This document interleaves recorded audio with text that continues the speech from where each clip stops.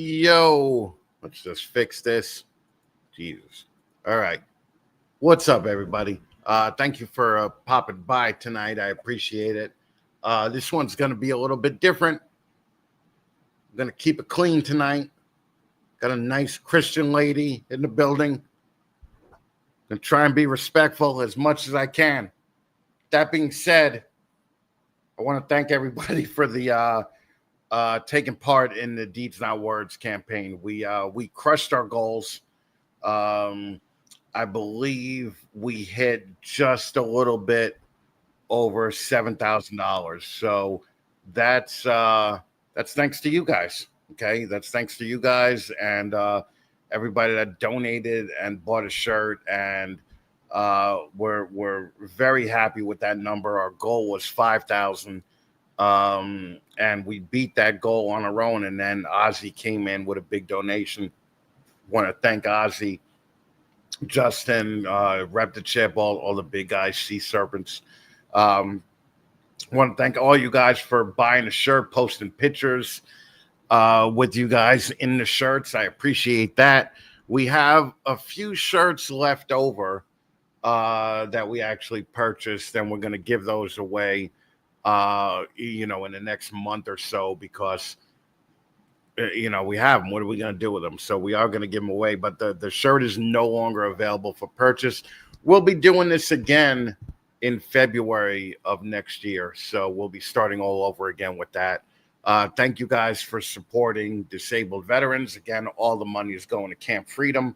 I believe just a little bit over $7,000. So I appreciate you guys and can't thank you enough. And hope to do it again. Make it a little bit more next year, even. So we will see what we could do. Now I'm keeping it clean. I don't think I cursed so far. Support me. Throw a super chat in. We're doing a bunch of things that involve a lot of travel. Need help paying for all this stuff because God knows podcasting doesn't make any money. But I do want to thank the people who have given me money so far and are part of the Patreon and sponsor the shows. Brian Bode sponsors the show. Brian Bode is a Deeds Not Words supporter. And Brian Bode is just killing it. He's killing it over there in Vegas. He's actually going to be in Tinley. He's going to be in St. Louis this year. And listen, if you need any kind of investment quality snake, Brian Bode's one of the best guys that you could go to. Go follow him at Brian Bode Reptiles on the old Gram. Steve Conduit, another guy that just does investment quality pythons. I'm going to be hanging out with Steve at Gettysburg. By the way, we'll be live all day at the Gettysburg Reptile Expo in 2 weeks. We're also going to have a pop-up video promoting the Gettysburg show on the 16th of July. Gettysburg is on the 19th. We want to get everybody down there. Steve Conduit's going to be part of that. Steve Conduit is the guy to go to when you want investment quality ball pythons, especially if you're on the East Coast and you're going to be at Gettysburg. My ride or die, small town exotic, Shane Kelly, just had his, I'm not going to say it. He had his little Reptiles on the River thing that my guest tonight had a heavy part in putting together with him. So listen, you can't not love Shane. Been best friends with him for 5 or 6 years now. I love the guy. He's a ride or die guy. And I can't say enough good things about him. If you need a quality ball python, leopard gecko, hognose, he might even be doing some other stuff now. I don't know. But go buy it from Shane if you want it, all right? Shane will definitely point you in the right direction if he doesn't have it. Probably the Harbins, okay? Anyway, visionary Will Sanford down in Texas. Quality ball pythons. I'm talking puzzles. I'm talking paints. Will's like the nicest guy. I love having Will. Will's been a big supporter of both the shows and the channel. If you need a quality ball python, go to visionary_exotics. Don't know why that underscore is in there, but hey, he's a good guy. Great Family Snakes, killing it. I almost said the F word there. Axanthic Pides, Axanthic Desert Ghosts. Man, I'm really trying. This is going to be a rough one. Anyway, they just updated their morph market. They have killer deals all the time. They're in Alabama, right? They're more southern people. Two of the smartest people I know, two of the best looking people I know. Very good looking people. If you base your snake buying on good looking people, then Great Family Snakes should be rich by the end of the year. Love them. Great Family Snakes separated by underscores on the old Instagram. The only guy that swept the 15 minutes of lane competition in the history of the 15 minutes of lane competition. Paul Santoriello. He's one of my top people here in New York. He's done a ton of work with the Deeds Not Words campaigns with me. Me, Paul, and Kevin from Sugar Skull have put a ton of miles under our belt for the Deeds Not Words campaign. Jay's my partner in that. Listen, if you need like Bang or I don't know, man. Paul only buys high-end stuff, so really, if you want high-end morphs, go to Paul over at Large March. He's killing it, and now he's into like bugs too. You know, he's into these dumb bugs and the jeweled Lacerdas. He's going to be the Lacerda guy on the East Coast pretty soon. So, pretty happy with that. If you want to advertise on the show, we have a space for rent. Feel free to contact me. We'll cut you a good deal, and we'll take care of you. All right. So, listen. Also, you guys want to join the Patreon? You want more of this stuff? The Patreon's a lot of fun. We have a Discord. We don't have a private chat or a private Instagram chat because, man, you guys are annoying in these Instagram chats. I mean, I see what Shane's dealing with. And he is like 40. My phone's beeping like 60 times a day, 40 or 60 times a day. So we're not doing that. But there are good exclusive video series on the Patreon, like Storytellers, where we get all the older guys to talk about stuff. We got a show called Crapping On. Not called Crapping On. It's the S word, but see, I'm thinking. Personal growth, man. Personal growth. Crapping On, where I make fun of a bunch of ball python genes. And we got conversations with Donato. We got a bunch of other exclusive video from guests, like talking about dumb things. Like, don't join the Patreon if you're like, oh, my life is ball pythons. Because if your life is ball pythons, I still think that's pretty sad.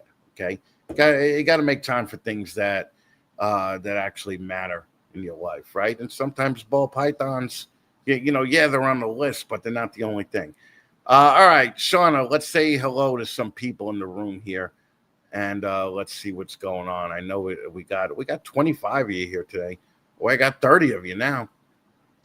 Blind Mike, I love you, brother. Thank you. It must have took you 30 minutes to type "Let's go." I appreciate you. I'm gonna maybe pick up a Braille keyboard on Amazon Prime Day this coming week. So I'll look out for you, Mike. Don't worry. Ride or die, small town. Wasn't first, but he's always first. He's always first in my heart. Catalina Morph Mixer came in at 7. What's up at second? Ashley, hope your ankle is better. Or hope your ankle is feeling better.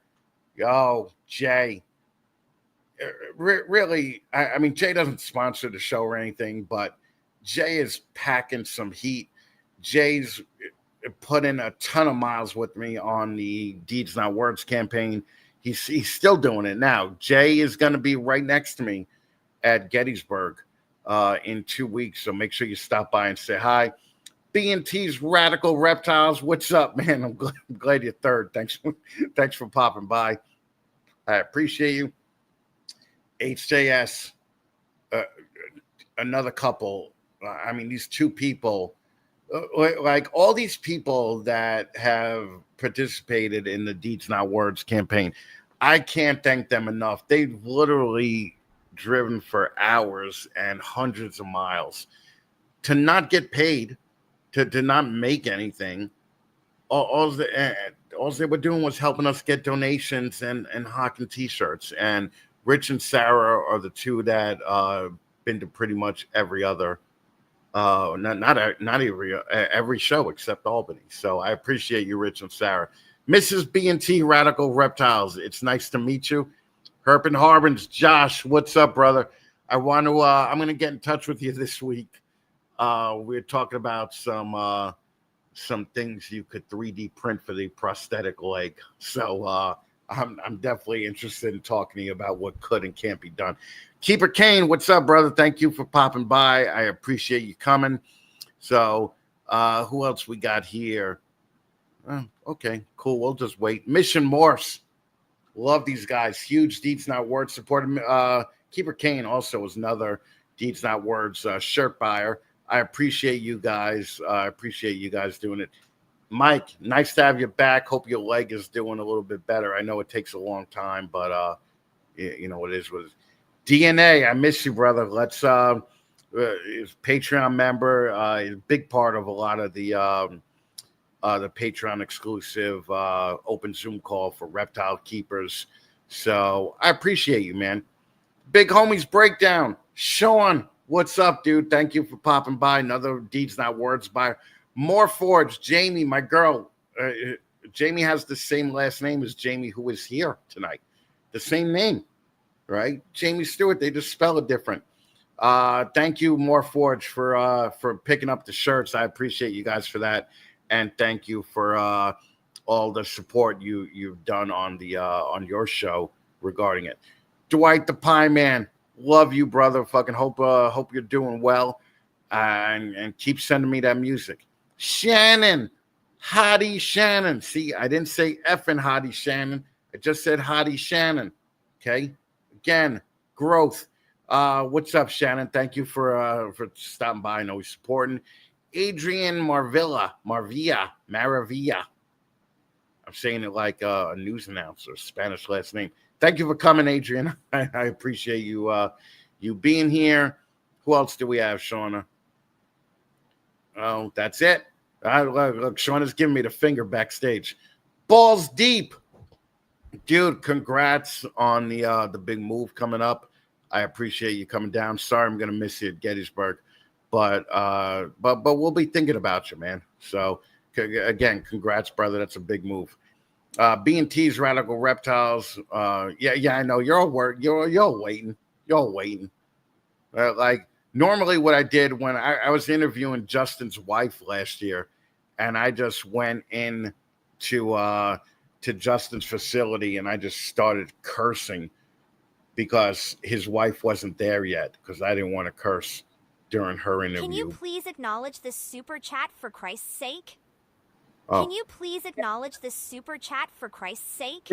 Chat, I appreciate you. Fucking.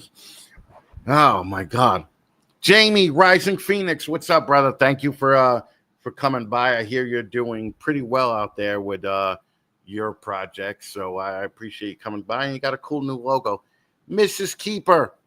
Thank you for stopping by. Oh, we got the crosses coming now and the logo now. Oh, see? Good thing, right? No cursing. Good thing. Making it happen. Will's Hella Heat. What's up, buddy? How you doing, man? Thank you for coming by. I appreciate you. And, you know, we're gonna stop at Will's Hella Heat because I got to get somebody else talking.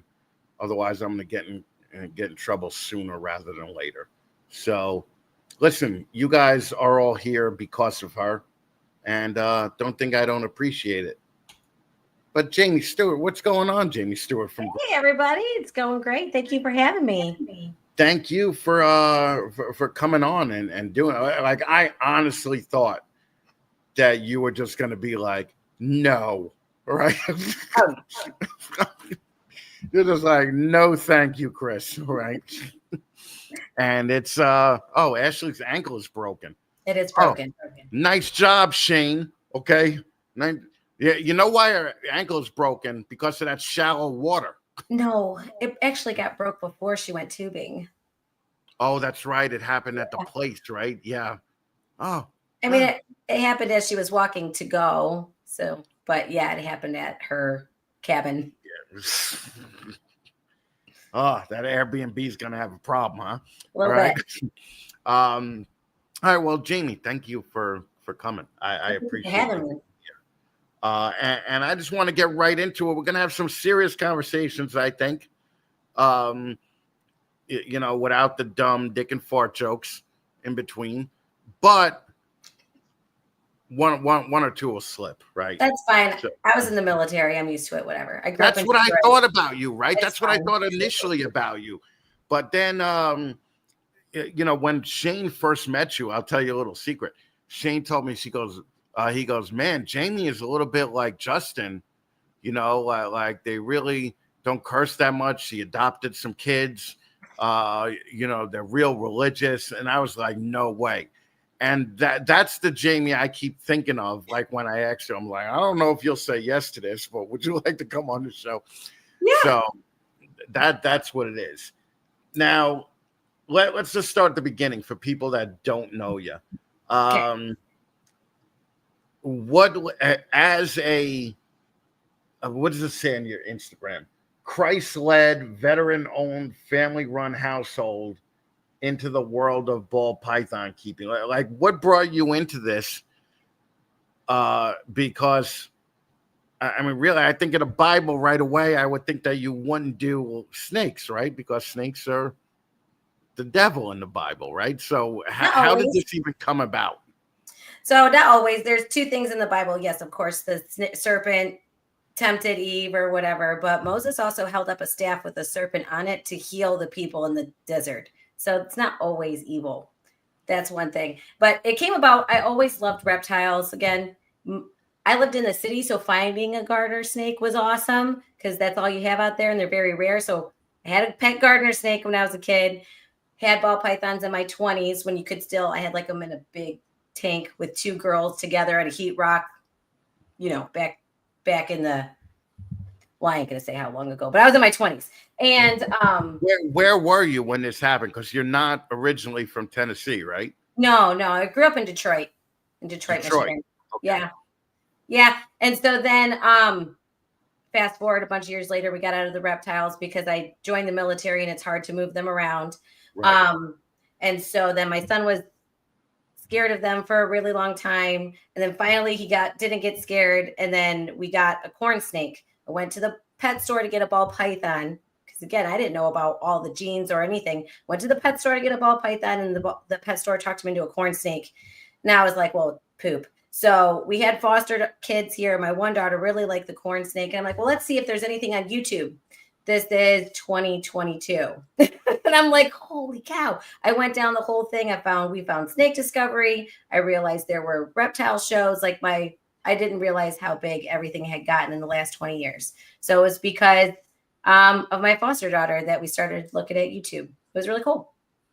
And you discovered ball pythons through YouTube? Oh, I kept ball Ashley, pythons. thank you. I kept ball pythons when I was in my 20s. So those snakes I always liked those ones because they were fat and slow. They didn't scare me as much as the Yeah, right. And then they're kind of like the special needs kids of the reptile hobby, right? I like to say they're the monks of the reptile world.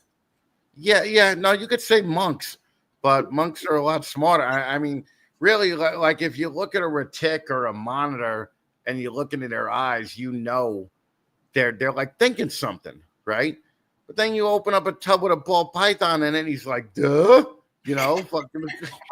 And it's just like they're basically they're like the pet rocks, the potatoes. Yeah. But actually, so 2022 is when you started doing this. Yes. Okay. Are you doing it as any type of business, or you're just doing it as a hobby right now? So it's gearing towards a business, but it's a hobby. But we just picked up 43 snakes from a mutual friend of ours. Carl used to serve with Gerald at Forward Motion Reptiles. And so we Jared, yeah. Yeah, we kind of been in touch. And he was ready to really kind of downsize and hone in on what he wanted to work on. So he's not out, but he really knew the direction he needed to go. Plus he's getting a promotion. So we just picked up 43 snakes from him, and that puts us with the babies I have coming up at 100. So it's time to switch it over to a business. Yeah, 100 is full time. Yeah. I was just told that I slipped. Where did I slip? Oh, I missed it. Yeah. I'm from New York. I don't know when I slip. Okay. So talk to me, like, what is? This is so uncomfortable of me. Don't be uncomfortable. It's totally fine. But in the context of a business now that's going to be a business, like, what does Christ-led mean? Like, I don't understand. Right. Are you not going to make the same decisions that a non-Christ-led business owner would make?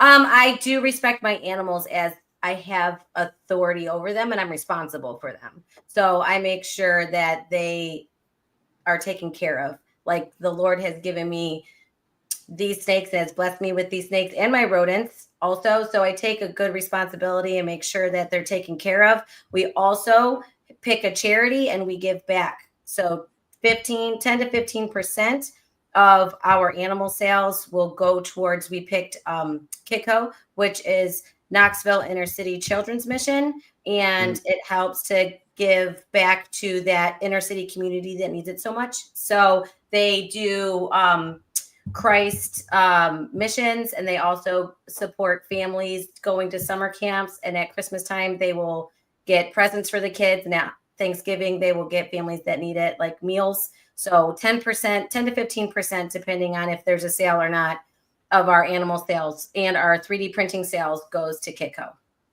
Okay, so the two things I want to touch on: the 3D printing, yeah, and the rats. You're breeding your own rats now too? ASFs, yes. ASFs. Oh, okay. And I applaud the charity work. Let me tell you something. The first time I stayed in Knoxville, I stayed in the bad part of Knoxville. There are some bad parts. I didn't think there was. I was just like, listen, Jen, thank you for being here. I didn't think there was a bad part in Tennessee. I was just like, oh, it's all either like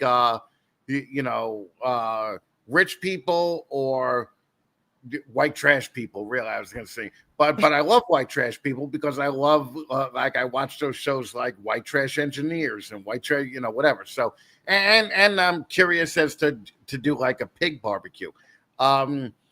So, yeah. but the place I stayed in, it was like The Walking Dead, man. Like we're afraid to go to the gas station. All right. So yeah, because we are right in the middle of where all the highways connect. There's a drug problem for sure. It's not, but it's not as bad as like Memphis or no. Okay. All right.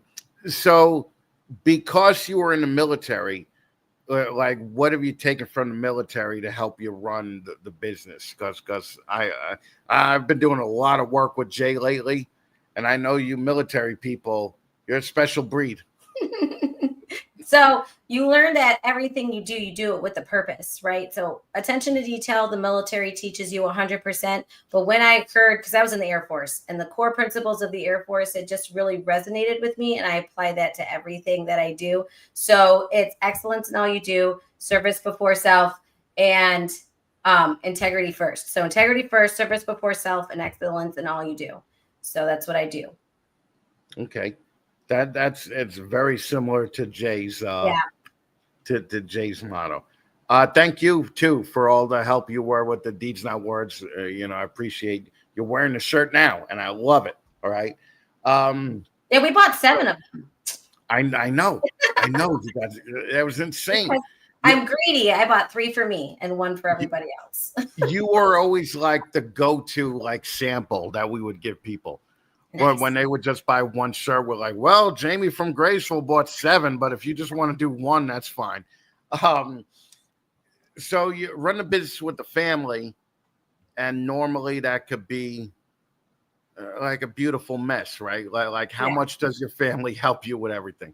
So that was the plan, right? And I realized that they don't like it. So they help me around the house. They've picked up a whole lot more chores and have able to do stuff like that. They do like the egg cutting. My boys are 17, 2 of them. So once they figured out girls, they kind of weren't interested anymore. And my youngest, he's been difficult, but he likes the snakes. He's just been grounded a bunch here lately. So, but when I clean the rats, that's my time. Like, do not argue, do not fight, or I'll put you in your room so they know not to bug me. So that's the best thing that they can do. And then Carl helps me out a ton with like the 3D printing. That's all him.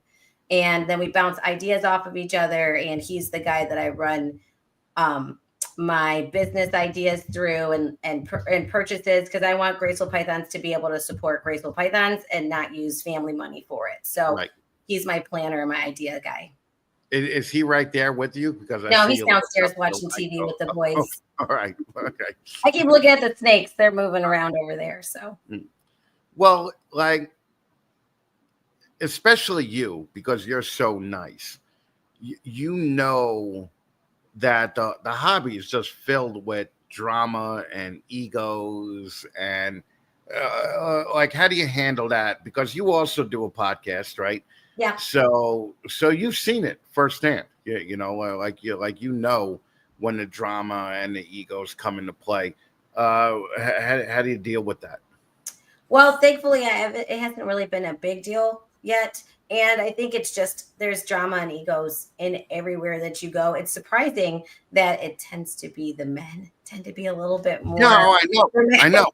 Yeah. No, I'm well aware of that. Okay. Yeah. So I don't know. I haven't had to deal with it too much yet. So we'll see. In the military, I just said I don't care what you guys say or do, as long as it's not about me personally. We're cool. So. Okay, well, that's fair enough answer. I just want to say hello to Justin and Stephanie from RWO, who are also here tonight. I appreciate it. Justin, do me a favor and DM me when you get a chance. Normally, the snakes and Christian. Are you Christian? Yes. Okay. Yeah. So was I. Okay, so 12 years Catholic school. Normally the groups don't mix. Have you gotten any pushback from either group on the other thing that you're into? So the people at church, either they don't understand or they love it. There's people at church that have reptiles and some that have bought from me, and some that don't understand. And I think it's more just like it's not necessarily a church thing. It's just an exposure thing. And so I've had a lot of people that have come over and just wanted to see what I'm doing. And my pastor says, I'm not coming over. I'll talk to you on the porch. So, I mean, there's a real fear of snakes in Tennessee. If your people aren't careful, because there are some poisonous ones. And so people grow up with that fear. Right. In Michigan, if I was doing this in Michigan, I don't know if I would have the same. I don't know if it would be the same thing. I don't know. That's a Christian thing versus I hear that a little bit the further south that you go. Like, I don't understand why you do, or snakes are evil or whatever, but they're no more evil than any other animal. So like I said, Moses held up a snake to heal a bunch of people. So. Yeah. So did the guy in Conan, right? Yeah. Didn't the guy in Conan? Yeah. So I get it. Did you ever get the vibe because you're so nice that people think you're a pushover or soft? If they do, then they're mistaken, because when I worked a lot, people would call me a bulldog, and I didn't understand why they called me a bulldog for a really long time. I kind of just speak my mind, and I don't really take a whole lot of crap. So I just think it's funny that everyone tells you I'm so nice. I feel flattered by that. Dude, everybody. like there has not been a bad word said about you ever. Okay. Maybe it's just because I haven't been in the hobby long enough. I talk to a lot of people though. So, and when they all refer to you, it's always this whole, you know, like I met you in Georgia. Yeah. And I didn't know you were so small. Okay? I am very short. Know that, okay.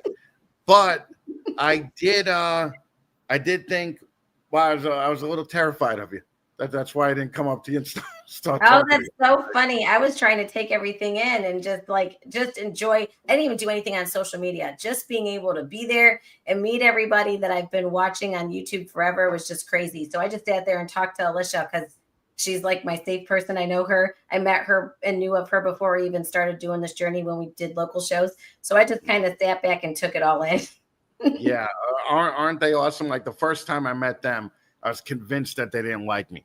Turns out they thought I was pretty funny, so I was pretty happy with that. All right, so I was definitely I was definitely happy with that. But you're in a place with great people. Yeah, you're you got Shane right there, you got the Harbins right there, you got who else is out there? Give me some other. Muscles and Geeks, they're all right here in Knoxville. Yeah, it's so funny that Knoxville is such a concentration of ball python people. What's up, Chris? I actually find that a little bit amazing that there was. I mean, isn't Alicia Leonard also by you guys?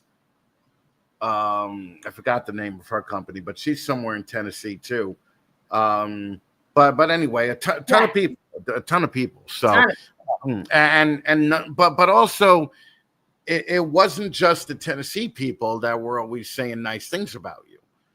Okay, it was people like Leviathan and Texas people, and it was I found it a little suspect, to be honest with you, that nobody said anything bad about you. I figured you had a ton of dirt on certain people. That's amazing. I'm sitting here and reading all of these wonderful comments that these great people are saying about me, and it's like a little overwhelming. It's so nice. Yeah, okay. No, I'm telling you, that's the way it is. All right. Listen, I got to ask you, if Jesus had a favorite morph, what would it be? And why wouldn't it be banana? Oh, it would be the Bell jeans, because he turns everyone's sins white as snow. So oh my God, that's going to be a problem. All right. I bet nobody thought that. I bet nobody thought Jaime was going to be the problem. Yeah. I'm gonna have a fun. Geez, that's not helping me, Jaime. Okay. It's a song. It's an old hymn. You know it. Yeah. Oh man, that did not go the way I expected it to. What projects are you working on now? Like, what's your big projects? So I just got a ton from Gerald. I got a ton of G-stripe het clown stuff, and so I just bought a snake from Charlie at Reagan Renee Reptiles. That is 15 minutes of lane winner, everybody. Yeah. So he was a DG Krypton het G-stripe. So we'll be working that next year. I love clown pies, so we're doing that. And I have a lot of DG stuff. I have a breeding loan right now with Alicia on Monarch, and I got a couple. So I'm just like all over the place right now, trying to figure it out, which one is that I'm gonna like a lot. And then I've got VPI het clowns. I got 3 of those girls, and they are clown het VPIs, and I got a male coming that's VPI het clown Cypress with a couple other genes. So we'll be doing that next year too. Man, so you're not taking the high road on buying, huh? You're just well. See, I was doing so good until Gerald, but it's great. So I get to play. I got a really cool snake that is a Dinker gene. The other ones is like Shane had a bunch and he whittled it down to his G-stripe clown. He filled up his space and then things had to go. That's kind of where I'm at. So we're going to get this room once they're all out of quarantine, fill it up. Once I run out of space, then I'll just start kicking things out. And hopefully this Dinker gene kicks off and I can kick everything out for it. So, but we'll see. Well, that G-stripe clown project, like is that not the dumbest name that you ever heard in your life? Like, I would rather everybody just call it a G-stripe clown. Yeah, Yeah, well, in my circle, everybody does call it G-stripe clown. Yeah. Well, when someone says, "Oh, I'm in the Kiki," I just want to smack that person in the face. It's nice that he named it after his daughter, but it doesn't make sense. Yeah. Yes, it's nice, but it's stupid. It's like Nanny. All right. What do they call the super hurricanes? Reggie, what's up, brother? I forget what they call the super hurricanes, but Cat 5 would have been a great name for that combo. Yeah. Cat 5 would have been great. Yeah. Oh, Jesus Christ. Okay. So, you're treating it more like a business now. Do you think that if we put a 2-year, I mean, shouldn't we put a 2-year pause on new stuff and just focus on getting quality old stuff? I mean, everybody's chasing the newest thing. Once something new comes out, everything older than it is just garbage now. Like, what if we just put a pause on everything, okay, and just worried about putting out quality? Because there's probably about 300,000 ball pythons in the country right now. I was talking to an older guy that he thinks that there's probably more like 750,000 ball pythons in the country. Isn't there enough right now? Like, because there's 30,000 for sale on Morph Market, right? That aren't selling.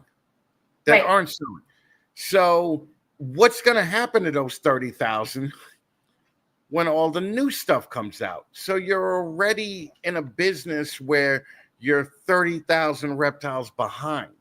Okay. Right. So what's your 5-year plan going forward with this? Oh, so when I say it's a business, like if it pays for itself in the travel and it's fun, and I'd rather do this than go back and try to find something else to do with my time when I'm done homeschooling them next year. So I'm not looking to make $1 million doing this. I'm looking to be able to have fun vacations with my husband and have it paid for. So that's what I'm looking for. But I do think that a lot of people got in during COVID, and that is this big push of snakes right now. And yeah, it's unfortunate. I have a plan for my snakes. If my snakes don't sell, they'll fit in this room. And if I don't have space next year, I will only breed what I need to breed and be responsible for that. And I'm not like necessarily chasing the hottest gene. If anyone, I'm surprised nobody said she's frugal, because I do look for a deal. I don't just buy wholesale prices. I tell people that come to my table, if you're going to walk around, you need to haggle a little bit. There's rooms for wiggling. Like, I don't understand why this generation doesn't haggle for snake prices. That drives me nuts at shows.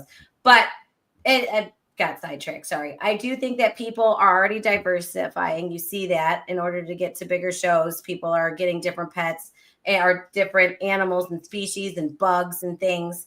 So I think it's already starting to happen. It's going to take time for that boost to level out, but I think it's starting to happen. However, I got in after COVID, so what do I know? I'm in after the boost. So no, I get it, but also I disagree to a point where, like, how long are we gonna blame COVID? All right. Because a lot of those 30,000 animals, okay, they're going to end up in a freezer, or they're going to end up in the hands of people that aren't going to, give a crap about them. And I think that nobody's talking about that. And, when I bring it up, I'm the jerk, right? When somebody else brings it up, but like, I brought up things that immediately people called me a jerk and an idiot and a has-been. Why am I talking about it? Leviathan comes in, brings up the same thing. They're like, oh, you're brilliant. Oh, we didn't think about that. But there is an oversupply of animals in the country right now.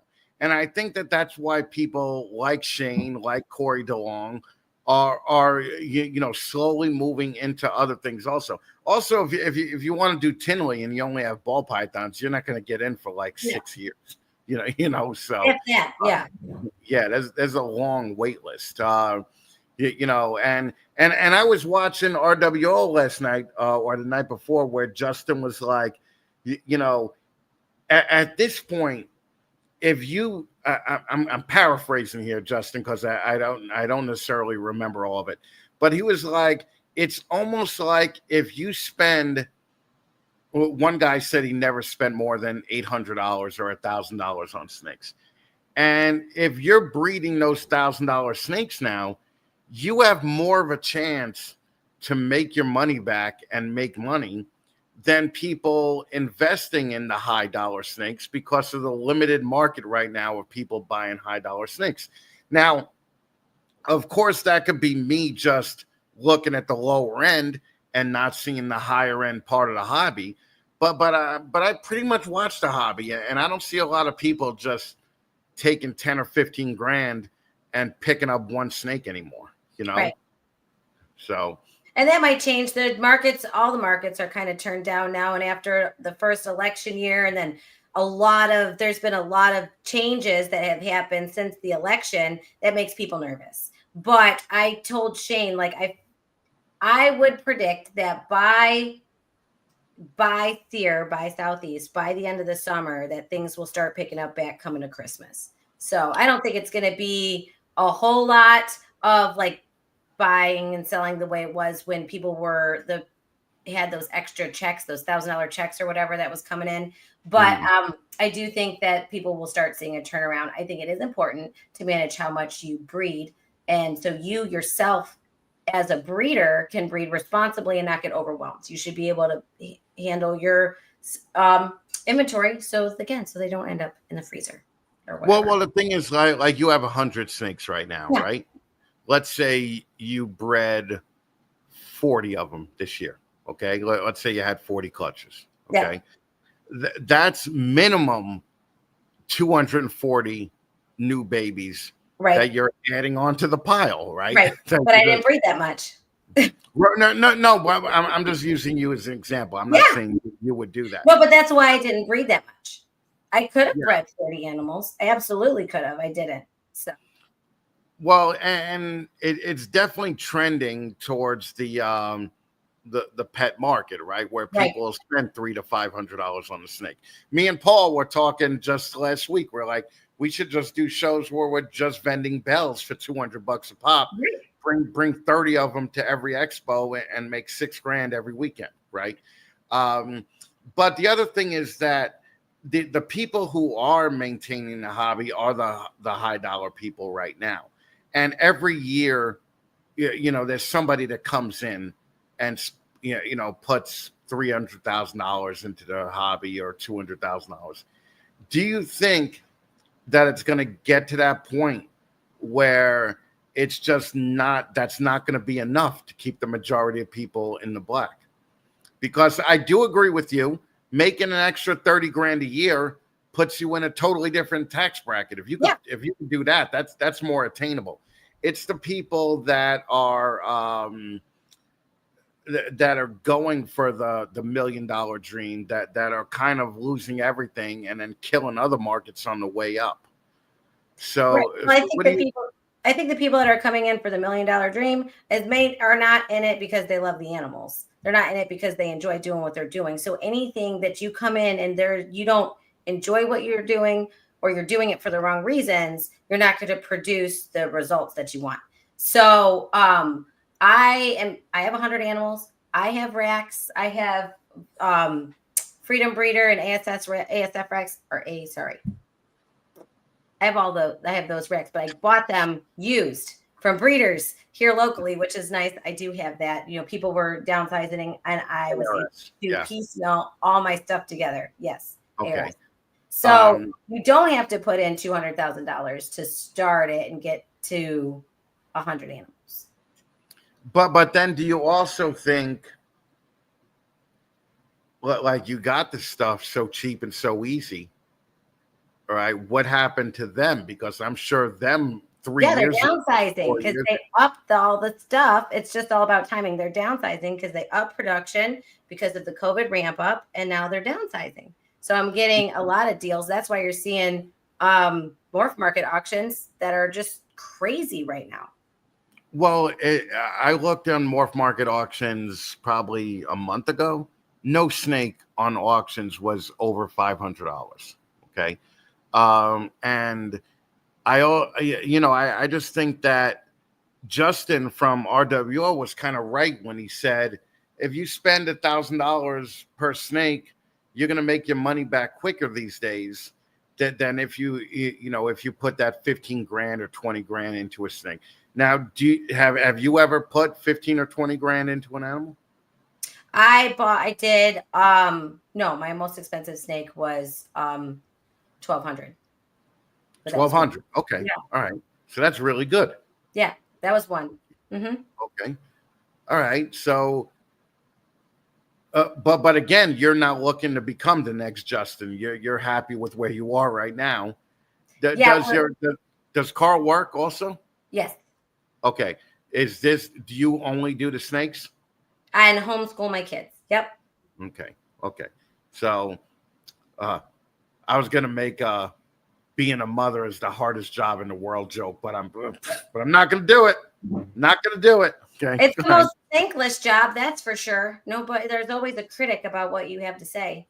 Well, you know, I mean, I don't know. It's still a Not job. you, I'm talking about my kids. Well, yeah. Well, they're not gonna thank you, right? I mean, but yeah, you know, it's a job that you could still do in your pajamas, right? Absolutely. So, And I wanted to keep that going. I can do this in my pajamas too. well, yeah, I would assume so. So now, what would you consider like a banger year for you? Like, what would be the dollar amount that you would have to hit? Oh, I mean, any enough to pay for all the shows. So 30,000 would be amazing. Okay. We're not going to get there we're not going to get there soon, but that would be awesome.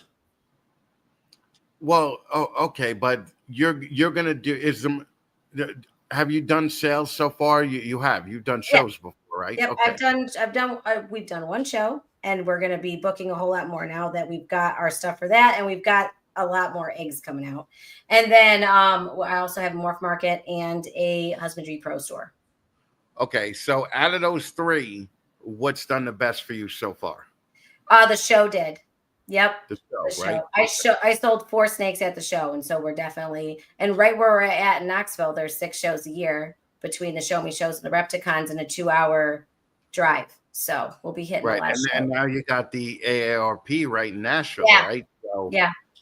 That's actually awesome. But and also I've seen kind of like a movement back to shows doing better than they did 3-5 years ago, right? Of course, 3 and 5 years ago was COVID. So, but overall, so if the show did better for you than Morph Market, if you were going to put your snakes on Morph Market right now, mm-hmm. they would probably sit for a while, right? Because you're one of 3,000 or 4,000 people. Like, how is your snake going to get in front of everybody? Did you actually, and have you ever auctioned snakes on Morph Market? Yeah, no, I have not auctioned any snakes on Morph Market. At this point, I'm okay with them sitting there because I know I have shows coming up. And a lot of the stuff I have on Morph Market right now is what I bred last year. So it's definitely, I was trying to figure out if I even like this, if I wanted to, I have ADD squirrel brain, if I was just going to dump it after 6 months or whatever. So they're like pinstripe bananas, really pretty, but nothing too crazy. I wanted the Morph Market store because that is where most of the eyes are. That's where people that are studying the business side of it go to look. So I wanted to be able to be out there and show what I have. So I have a lot of snakes that I'm getting ready to add to my Morph Market, just so people can look me up and see what I have. I do a lot of Instagram. That's where I run most of my social media stuff. But you do have to put yourself out there and do podcasts, talk to people, get your name out there, because that's how they're gonna, and run your own traffic to your store. Right. And I think that's the same. Well, I think Palm Street is actually doing it better than Morph Market now. If that's the scenario that you want to run through, like if you're going to depend on your own people to show up, then you could just do a Palm Street, because remember, on Morph Market, there's people from all over the country looking at it, but your snake is probably one of 75 with the exact same genes. Right. And you know what's going to happen with that is gradually people are going to lower the price just to get the sale. And then somebody's going to tell you want $300 for banana pied spider or whatever, but one just sold for $80 on Morph Market, and then you have to match that if you want to make the sale or not. Right. Okay. So are you planning on that? That's kind of like the race to the bottom, right?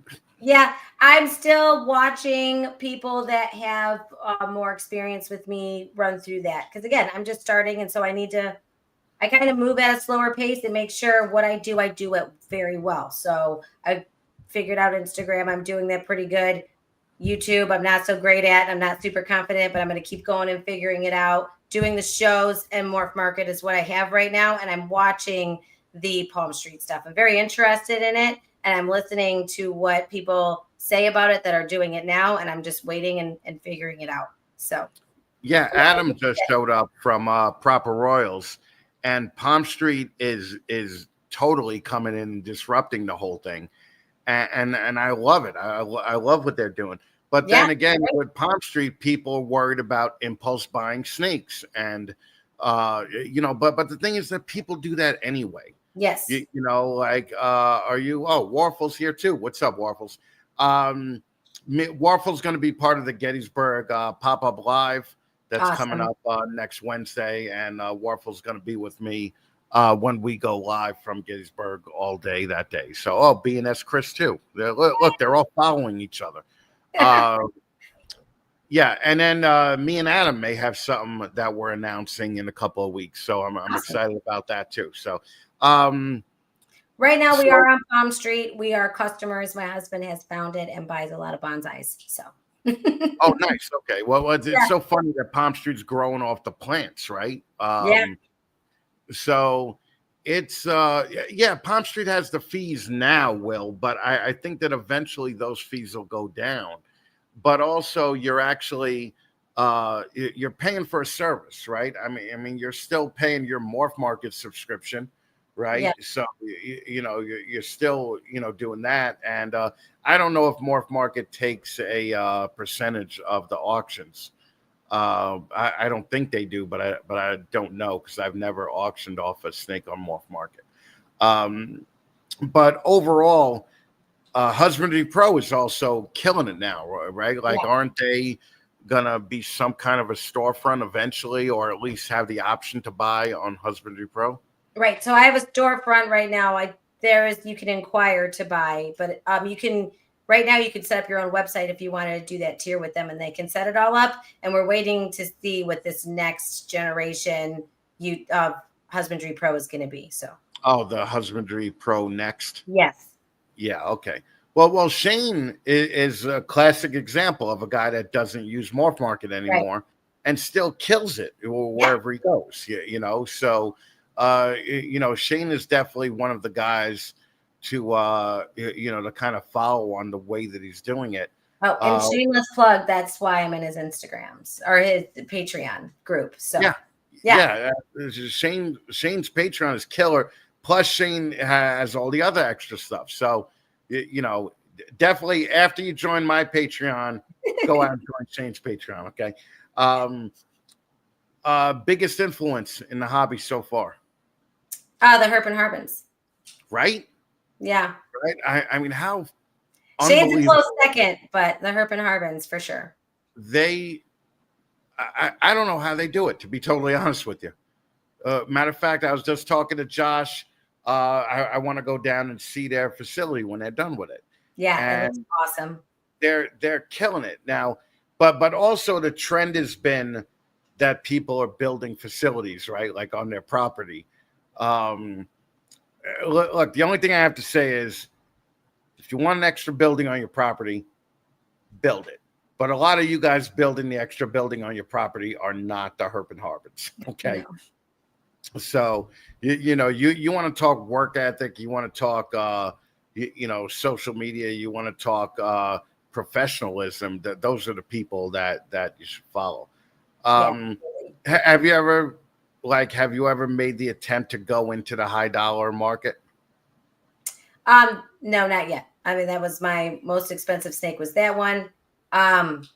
So I'm staying where I'm comfortable right now. Again, I want graceful pythons to be able to pay for itself.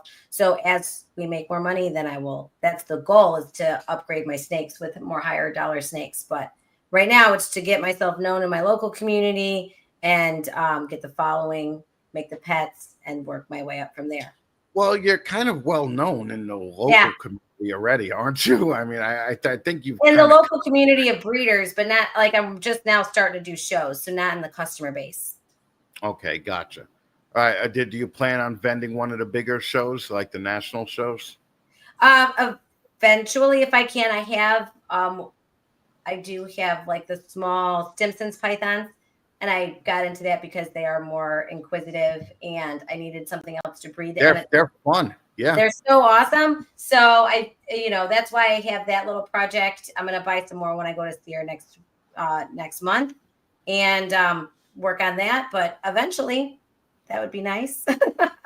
Yeah. I mean, well, also like Chris from BNS, who I don't know if he's still here, but he's one of the guys to look up to if you want to breed multiple speed. Like Chris could have a building on his, Oh on yeah, his property. Chris is awesome. Chris is incredible, and kind of a nice guy. Honestly, I thought he was a jackass the first time I met him. Not the first time I met him, first time I saw him. Okay, but yeah, and that's because he was sponsoring other shows and not mine, and that pissed me off. But turns out that Chris is really just like super nice dude, man. And, he's a great guy. I've met him in the Reptile Lounge, and he's helped me out over the years with IDing stuff and questions about different species. I just asked him a couple questions about king snakes. I'm thinking about getting a big Florida king snake, and so he's great. I've never seen him aggravated. No. Like he's always just like the coolest guy in the room, and I like him a lot. So yeah, I'm making him blush. Okay. But anyway, yeah, I don't want to. Oh my God, there's no. You're so nice this episode. I know. It's I'm really trying. Okay. So is the husband's dream to quit and just do 3D printing all the time? Oh, he jokes about it constantly, but I won't let him do it. What does he do now? He works out for an engineering company. He's an engineering manager. Right. Okay. Because he's also ex-military. Yes. Yeah. Okay. All right. And he retired. I didn't. He was on the submarines for 20 years. So he's Navy. Yeah. Yeah. Okay. Tell me about the 3D printing that he does. So he had a ton of hobbies when we first got together. And then when I got into the reptiles, I said, okay, we have way too many hobbies. The next hobby, if you get into something, it needs to feed one of the other ones. He does. Wait. Isn't it funny that as soon as you found your hobby that you loved, you're like, hey, we got to calm down on all these hobbies.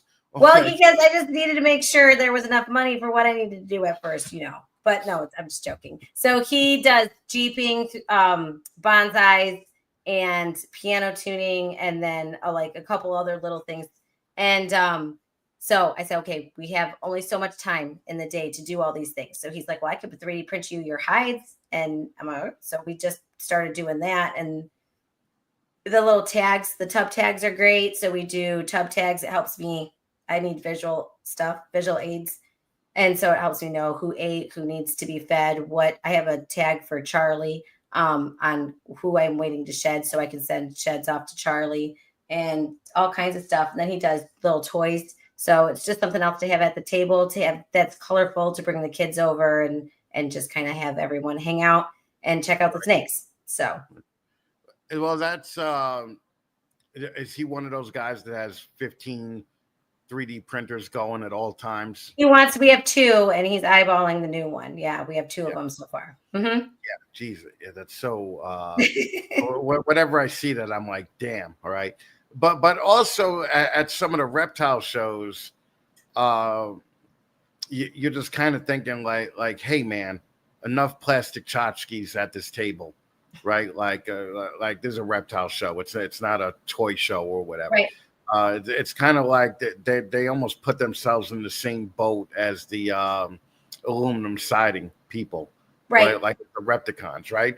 But they're doing it because they know there's a hell of a lot better a chance of somebody buying a $10 toy than a $300 snake, right? Right. So they're probably smarter than I'm giving them credit for. And that's how we thought going into the 3D printing is we would go by their tables, but they had nothing for keepers. So they didn't have like bowls or hides or anything like that. We 3D print egg trays and all kinds of stuff too. So we have stuff for the breeders that are usable and make sense. And then we also do some toys for the kids. Yep. Yeah, I just want to bring up what Adam just said from Beach Bum.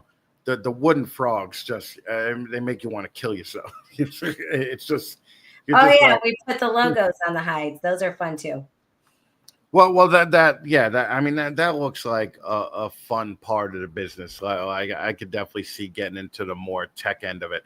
I see a lot of the 3D printing stuff outselling the ball pythons at shows, because to be honest, we were just at a show where we did $500 or $600 in donations, and we smoked like 90% of the ball python breeders at that show. All right.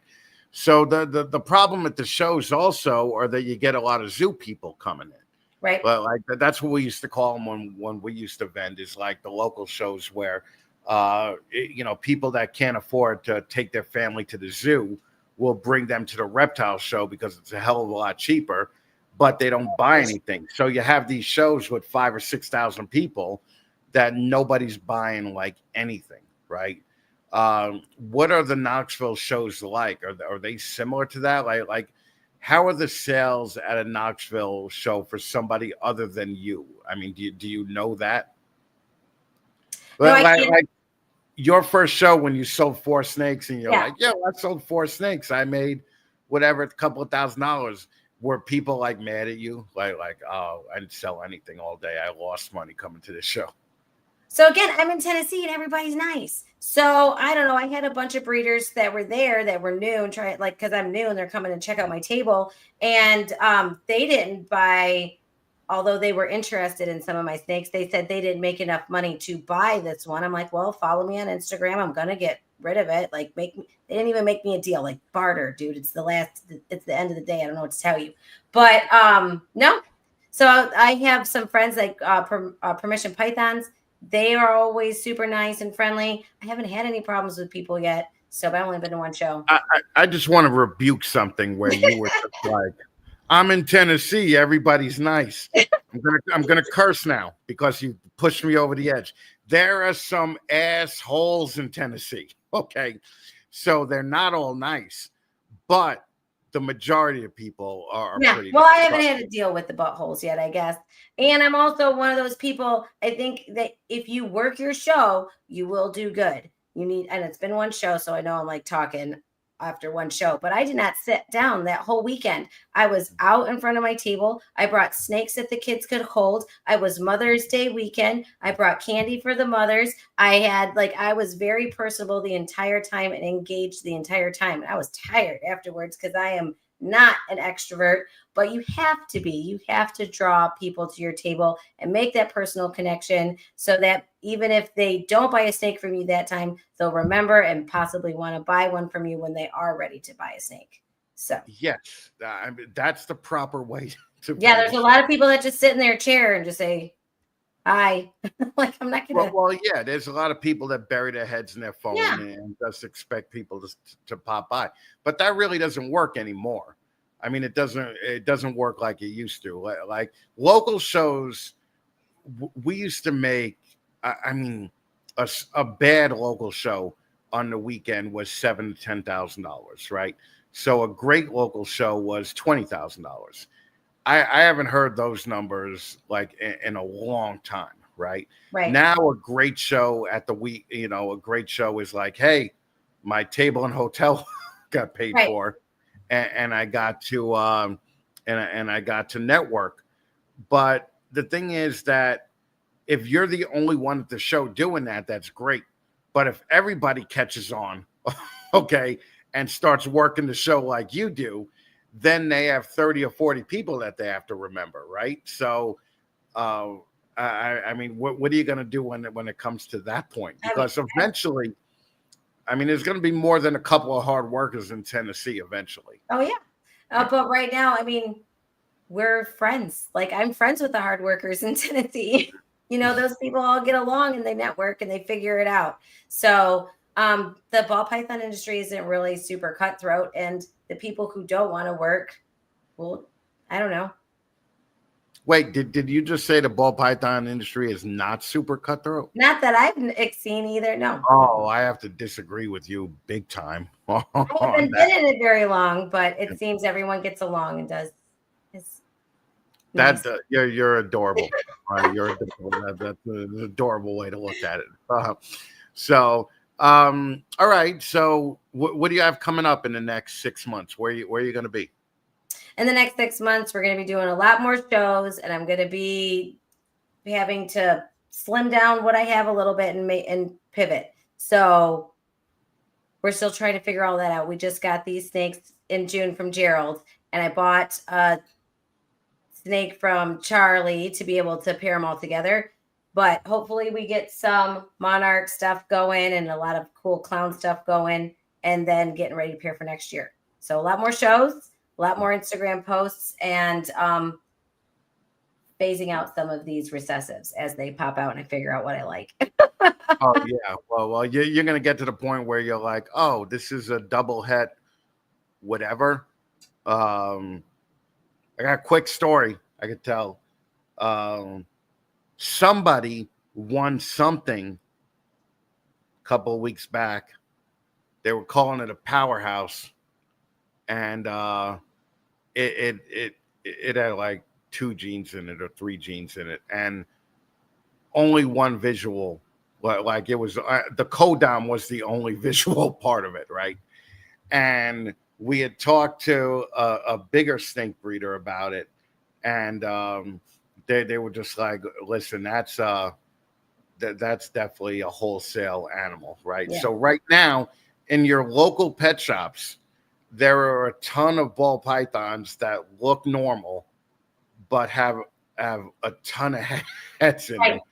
That you never know.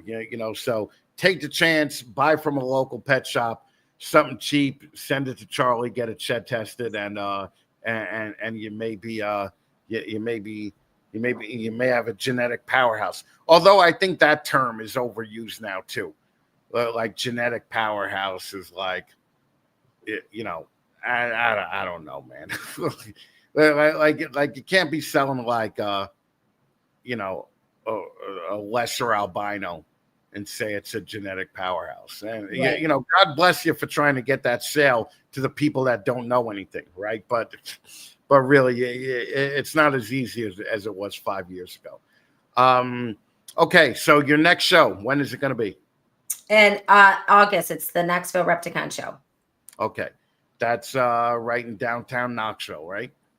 It's at the Jacobson building. It's not quite downtown, but yeah, okay. It's close. All right. Where could people follow you at? On Instagram is the best place. I also have a YouTube, but Instagram is the best place. Why aren't you doing more YouTube? YouTube is. I am doing more YouTube more than I did last year, but it's, I don't know, harder. You got to plan it a little bit more. So I have videos that I'm saving now so that I could do the egg catch tray or the egg catching, and then showing the snakes off when they shed, and then IDing them, because what I have coming out now is pretty simple and it would help other people ID. So I have those planned and coming up. I'm just waiting for them to shed. But I guess it's just, I'm not going to be really consistent with YouTube. So I'm just going to put stuff out there if people come and look for me. But I do like shorts. So I do shorts on YouTube. Those usually get a whole lot of views.